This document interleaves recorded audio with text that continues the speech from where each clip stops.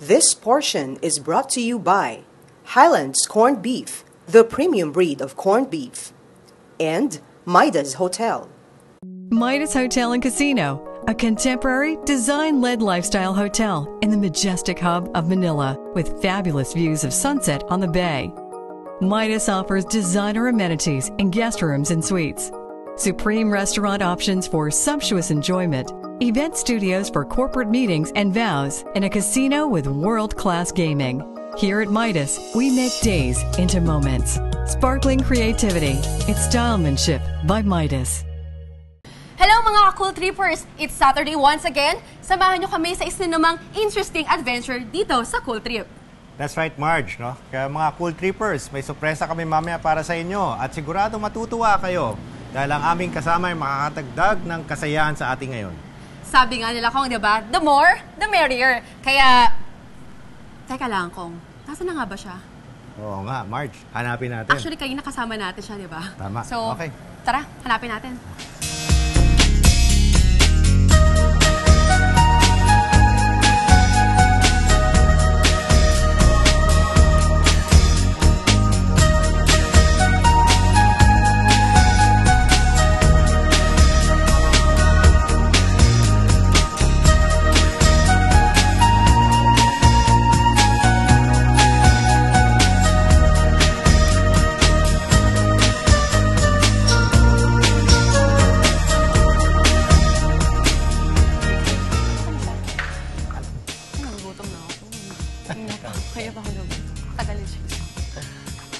Ay, naku, Jason, nandito ka lang pala.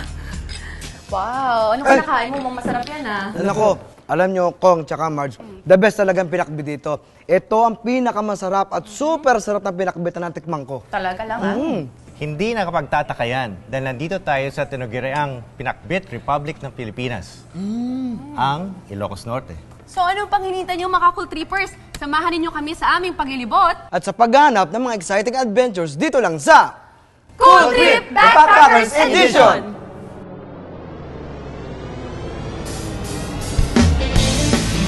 Tuklasin natin ang mga itinatagong ganda ng Pilipinas. Samahan nyo kaming umakyat, lumangoy, at dayuhin ang mga destinasyong ating may pagmamalaki. Dahil kasama nyo kami sa aming bawat adventure, dito lang sa Cool Trip Backpackers Edition.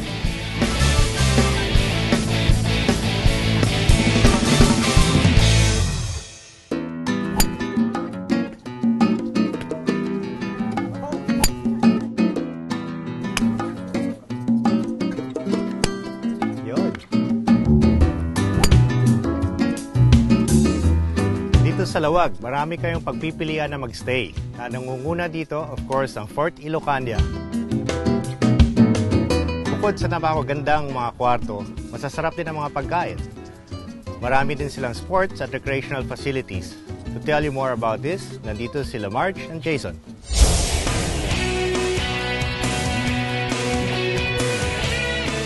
Dinarayo ng mga bakasyonista ang archery dito sa Fort Ilocandia.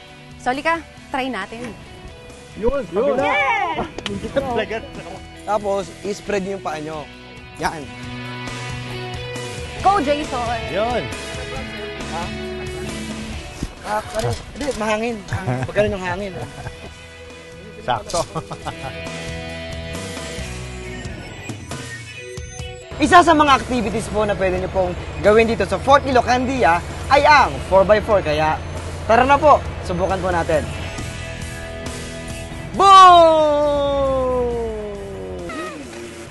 Ay, para saan to? Sa 4-wheel.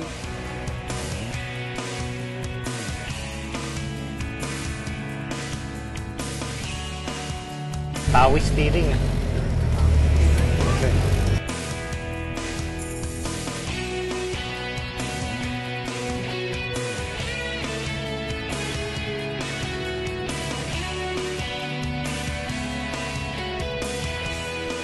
Po ba, mayaman po sa kasaysayan ang bayan ng Ilocos Norte. At di lamang po yan, sa Lawag din isinilang ang dating Pangulong Ferdinand Marcos na matagal po nanukulan sa ating bansa. At maraming cultural structures na maaaring makapagpayaman po ng ating kaalaman. Heto ang ilan sa kanila.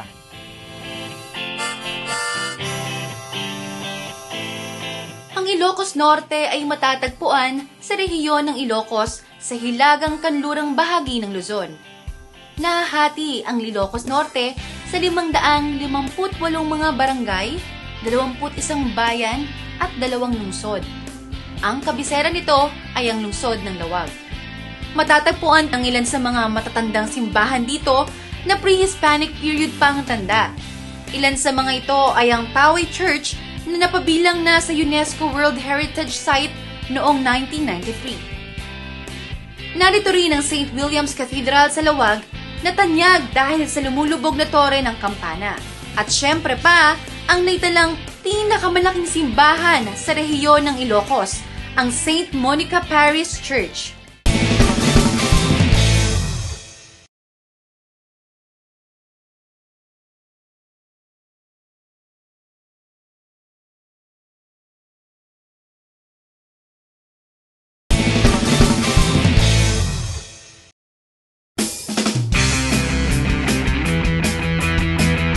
Binago na. Lumaban ako sa Singapore, Ngayon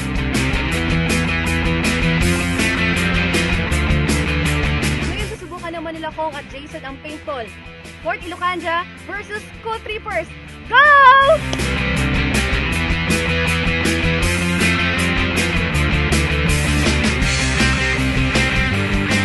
Yung makuha. Kung mamaya yung ating moves, ikutan mo siya, tapos ikutan ko siya sa kaliwa. Ito si jump rock, mabayaan yan. Hindi mo makakapowing yan eh. Alita tao.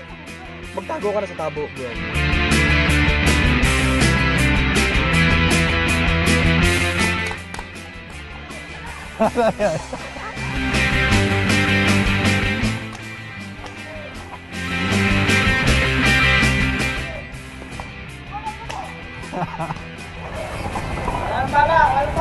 Paano? Tinira mo ko Kailan yung huli mong birthday? Kailan yung birthday nyo? January? October? Yun na yung huli mong birthday. Pag tinamaan mo si Pao. Nandito tayo ngayon sa firing range. Titingnan natin kung kaano kagaling magpaputok si Jason. Jason, kaya mo ba magpaputok? Kung paputokan lang po yung pinag-uusapan, magaling po ako magpaputok. Sa loob at sa labas. Sa loob at sa labas? Paano yun? Yes, Kong. Ganito po kung gusto niyo magpaputok sa loob. Boom! Boom, putok. At Okay. ganito naman po, pag gusto niyo magpaputok sa labas, ilalabas niyo lang ang kamay niyo. Ganun pala ibig sabihin nun. Baka kung ano pong iniisip niyo ko, ha? Kasi nagpapaputok din siguro kayo, no? Ha? Nagpapaputok din po kayo. Sa loob at sa labas din. Never tayo! Safe tayo, safe. Kilikili, kaliwa. Lapit. Big dead. Pinagbabawalan ni Secretary De Lima ang paputok. Ay, oo nga pala. Ito yung nasinta ko eh. Uy, pag tinutuloy dito kayo sa harapan. Para sakto sa kanya. Oh, Ba? Ulo tsaka dibdib. Galing mo naman, natalo mo pa kami dalawa ni Kong. Kami, Ulo eh, tsaka dumistebo. nakakatakot ka naman. Kami kanina ni Kong, practice kami ng practice. Puro dibdib lang. Pero ikaw, nakaulo ka tsaka sa dibdib. Galing. Aiming!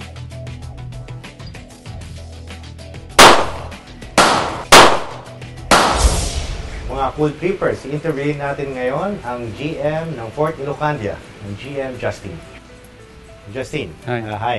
Yeah, nice to meet you. Tell us a little bit about Fort Ilocanda. What can the guests expect here? Actually, in short, Fort Ilocanda, we can say, is a history about the Ilocano. And you know, the Fort Ilocanda come to existence in 2018, and then in 2083, we already have the initial 126 room already complete. 126 rooms. Yeah, 126 rooms. Yeah. Then in the same years, the hotels are holding the DK wedding, Marcos and Aneta's wedding here. That's right. Yeah. And then go forward until 2000, We have another hotel building so that we can complete the existing 290 room. Yes. Aside from the history and cultural heritage of the hotel, what other amenities and facilities can the guests find here? Actually here, talking about this hotel, we have a lot of recreational facilities. For example, we have a hot air balloon. Hot air balloon? Yeah, we have hot air balloon, we have the jet ski. We have jet ski, water sports, right? Yeah. That's right. Huh? Yeah. We have a lot, more or less, we have 30 different kinds of recreational facilities. 30 activities here. Yeah. Right? Wow. Yeah. Aside from this recreational facility, we also have a very nice restaurant, like a Western restaurant, Filipino restaurant. Especially here, I would like to recommend you our Chinese restaurant. Chinese restaurant. Yeah, Okay. Chinese restaurant. We have a very Is the high chef from standard. China or is it Actually, Filipino that's been our trained right executive there? chef is from Hong Kong. From Hong Kong. Yeah. Oh, that may be very good. Huh? Yeah, that's right.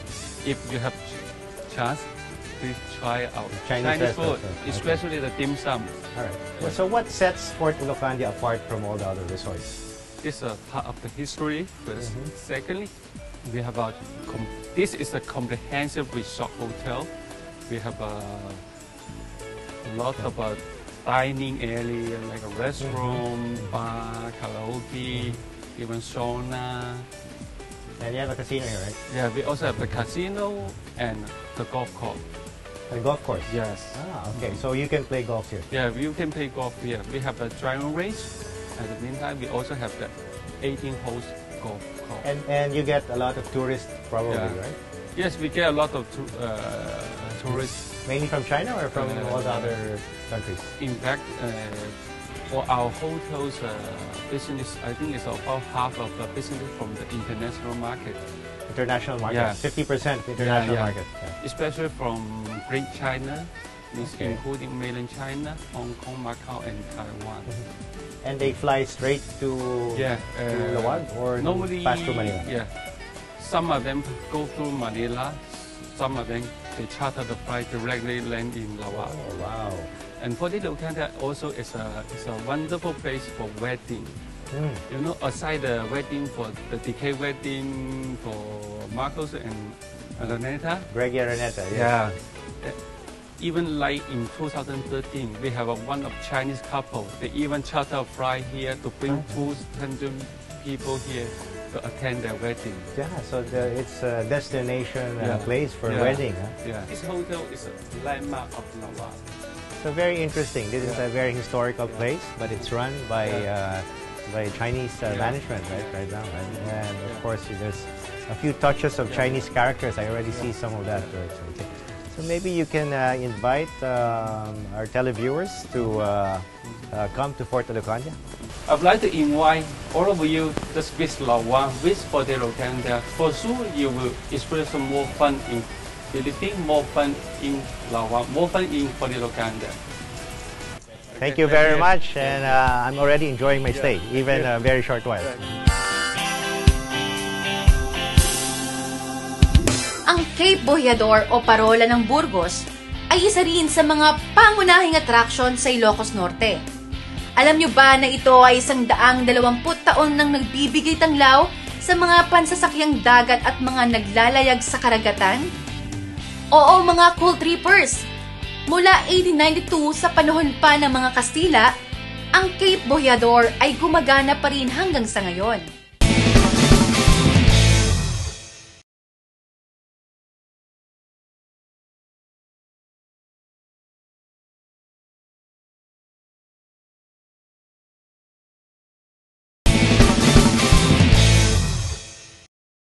This portion is brought to you by Highlands Corned Beef, the premium breed of corned beef, and Midas Hotel.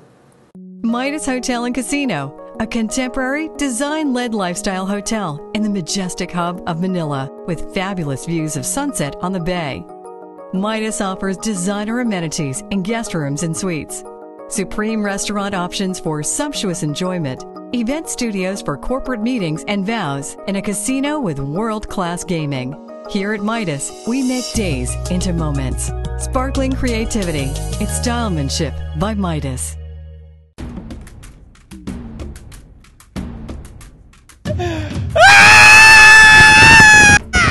Alam nyo ba na dito sa Poway ay meron silang challenging adventure na gustong-gusto kong subukan? Ito ang 4x4 adventure sa sand dunes. So tara, simulan na natin!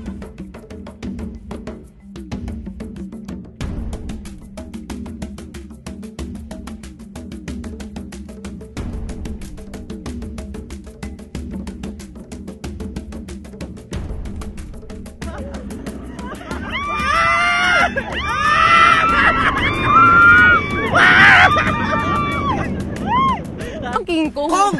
Bakit naman po lubak-lubak dito ang daan? Dapat naman po, kumbaga, simentado nyo to. Pwede natin reklamo sa DPWH, pero hindi. Ito ang tourist attraction nila to. Ganito ang pinupuntahan ng mga turista. Tanong na, di ba? Huwag na kayo magtalo. Tanong na muna natin kay Xavier para malaman natin. Isa sa mga tourist guide dito sa Poway. Sige. Hi, Xavier! Hello. O bakit nga ba, mga tanong nila, bakit nga ba nagkaroon ng lubak-lubak dito sa sand dunes? Sand dunes. First, hindi po pwedeng isemento kung kasi ganun ba? kasi it's protected as a National Geological Monument by the DNR, so bawal po. So bawal ang permanent structure. So nabuo po yung sand dunes dahil sa forces of nature, yung sand galing sa bundok, tinangay ng ilog papunta dito sa dagat. So nag-form siya.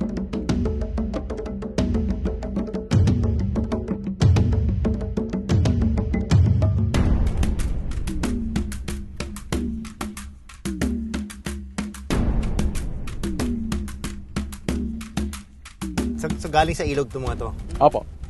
Kailan pa nag-start to? Kaya to? Yung June? Ganyan Kasi po. sand dunes, June, year 0001. Medyo matagal na po. Pero June! Feeling ko po. Kaya sand dunes eh. Okay. Walay. Bukod po sa mga Pilipino, marami pa rin mga turistang pumunta rin, mga OFW, ganyan.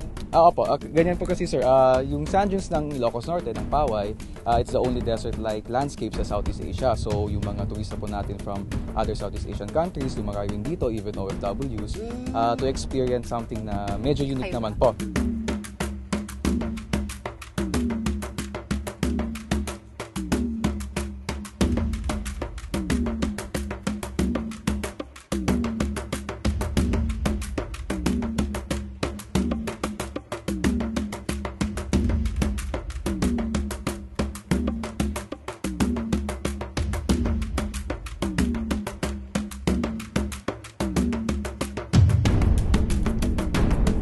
Kung tingin yung sand Tingnan nila. nyo, parang buhangin ng Boracay. Diba? Nandito sa Sobrang Ilocos fine. Norte. Tingnan mo, nililipad ng hangin. Ano yung pwede nilang enjoy dito bukod sa 4x4? Ano pa yung mga activities sa pwede? 4x4, we have dune bashing po na nasubukan po natin. We also have ATV driving po for some areas. For seasonal activities, may kite surfing din po. Pero sa mga professional lang po yun. May nakita ko may sandboarding din. Meron din po. ba? Opo, you'll be trying it, I think. Training ko yun. Opo, si Kong. Kung ikaw lang. Pero baka pwede natin na boss bawasan yung lubak. Nagrereklamo si Jason. Oo, Mukhang naalog yung masyado utak po, niya. Part yun, sir. Gusto yung semento nyo, sir. Diba? Nako. Sige. Pero para sa mga televiewers natin, magkano naman po yung ano dito, bayad? It's very affordable for an hour of tour in the sand dunes with sandboarding for 5 people. You can pay for only 2,500. That's for an hour, opo. But if it's for 30 minutes, it's only about Pwede mag-uwi ng buhangin. bawal po, sir. Bawal. Picturean na lang. Okay.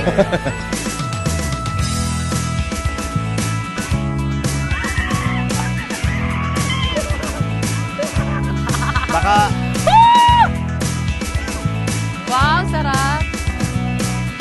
Nakatakot talaga! Tinatakot ko lang siguro. Pero ang sarap. Sa taas pa lang, nakakatakot. Pero pag bumababa ka, nakabaga yun. Yung experience na, para ka nasa ulap at hangin. Boom! Lutang!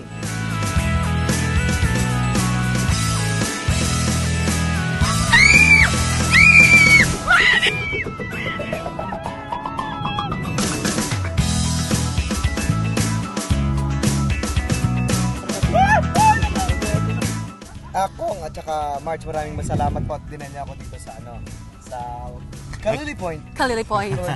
nag-enjoy ka ba? Oo naman po, Sobra. oo naman po. Tsaka ito, ang maganda dito, ang mga kababayan natin, hindi na kailangan pang pumunta ng Abu Dhabi, tsaka ng Dubai. Correct, tama ka dyan. 4x4, dito pa lang may experience na nila yun. Sobrang enjoy talaga. Ito yung kakaibang adventure na talagang hahanap-hanapin ng mga tao. Pero nung sumasakay ako doon, parang nakakatakot sa taas, di ba? Pero Super grabe. yung pababa na, Yun yung feeling mas nakakatakot. Actually, parang siya, comparable siya sa roller coaster, di ba? Pero hindi ka umiikot-ikot. Tsaka sa, Slope lang. tsaka yung sa 4x4 naman, kanina experience natin, kumbaga, parang pag sa taas, parang nakakatakot, pero pag bumababa naman, parang sarap din, ganun din. Kaya dapat may experience rin yun. Tama. Especially ito rin, yung last na ginawa natin, yung sandboarding. Super sarap, di ba? Sarap. Lasang. Kakaingit. Kaya dapat ang tip lamang po dyan, kailangan mag-shades po kayo, sumunod po tayo sa mga tourism, tsaka sa guide nyo po na mag-guide po sa inyo dito sa Lawag. Ang Malacanang of the North ay matatagpuan sa Barrio Suba, Bayan ng Paway. Itinayo bilang official residence ng dating Pangulong Ferdinand Marcos. Ngayon ay isa na itong museum na bukas sa publiko. Makikita rito ang ilan sa mga memorabilia ni Pangulong Marcos at ng kanyang pamilya. Ayon sa kwento, ang Malacanang of the North pala ay birthday gift ni dating unang ginang Imelda Marcos sa ika-60th birthday ni dating Pangulong Marcos.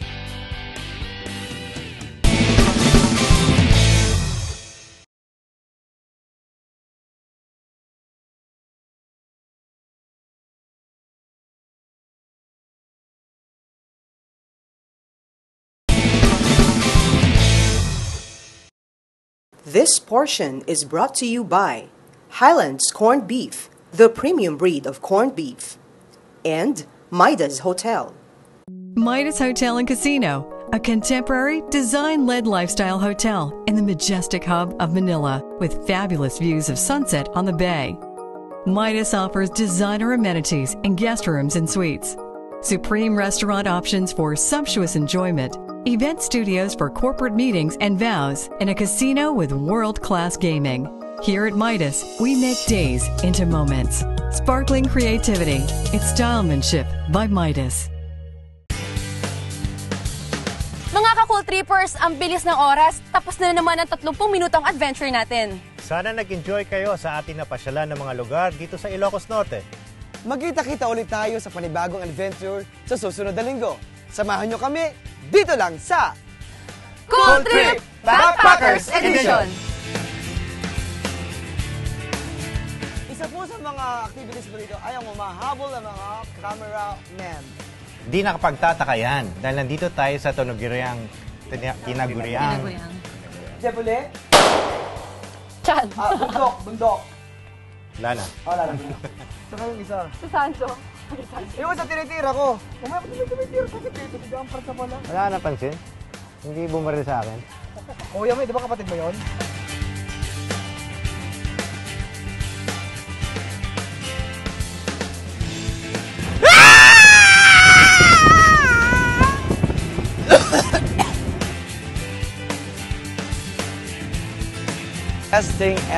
The best experience I ever experienced in my whole life. The 4x4 here in Lawag, Ilocos Norte.